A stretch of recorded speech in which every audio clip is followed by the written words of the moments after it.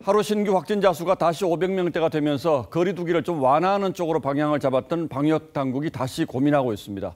거리 두기를 유지하자니 자영업자들이 반발이 더 커질 것 같고 그렇다고 무턱대고 완화하기도 어려운 상황으로 몰리고 있습니다. 그렇다면 제3의 해법은 없는지 지금부터 따져보겠습니다.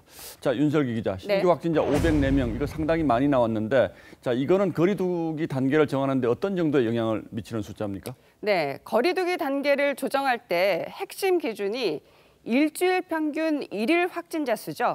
오늘 504명을 포함해 최근 일주일 평균 하루 환자 수는 382명으로 열흘째 300명대를 웃돌고 있습니다. 이는 현재 거리 두기 5단계 중 세 번째 단계, 전국적인 확산이 개시되는 시점이라고 볼 수 있죠. 자, 만약에 이 3단계가 계속 유지된다면 거리 두기를 더 이상 완화하기도 어려울 텐데 문제는 가게 하시는 분들이 더 이상 버틸 수 없다 지금 그러는 거잖아요. 그렇습니다. 사실 지금까지의 거리 두기는 이 자영업자들의 희생을 바탕으로 했다고 해도 과언이 아니죠. 그런데 방역당국이 지난 1년간 이 집단 발생으로 감염된 3만 3천여 명을 조사한 결과 음식점, 카페에서 감염된 사람은 714명으로 전체의 2%, 기타 다중이용시설, 목욕탕, 사우나에서 감염된 비율이 각각 2%와 1%로 나타났습니다.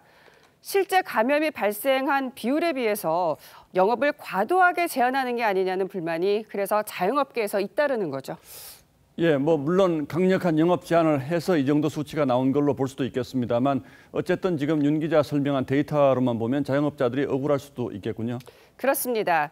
그래서 확진자가 대규모로 발생하는 시설을 중심으로 방역 역량을 집중해야 한다는 주장이 나오고 있습니다. 바로 종교시설과 요양시설, 직장인데요.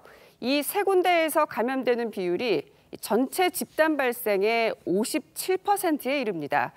그렇다면 이 똑같은 방역 조치라도 예를 들어서 음식점, 카페보다 이 종교시설에 집중할 경우 더 큰 효과를 기대할 수도 있겠죠. 예.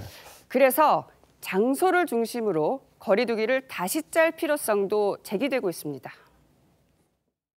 늘 문제로 삼았던 시설 장소가 계속 반복적으로 나타나는 거거든요. 자, 그러니까 업소마다 사정이 다 다르고 또 시간대별로 또 사정이 다른데 지금 기준이라는 게 너무 아무 과학적인 근거가 없다 이런 불만도 크지 않습니까? 맞습니다.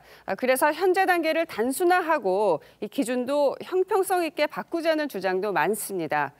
그런데 거리 두기를 어떻게 바꿀지 고민하기보다 더 근본적인 문제를 해결해야 한다는 지적도 크죠. 예.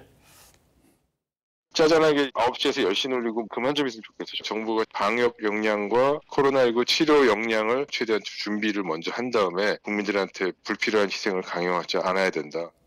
어쨌든 추가 확산은 막아야 합니다. 하지만 자영업자들이 뭘 답답해하는지 정말 세심하게 현장을 돌아보고 자영업자들의 피해를 줄일 수 있는 묘책을 찾아야 할 때가 되는 것 같습니다. 그렇습니다. 예, 윤설기 기자 잘 들었습니다.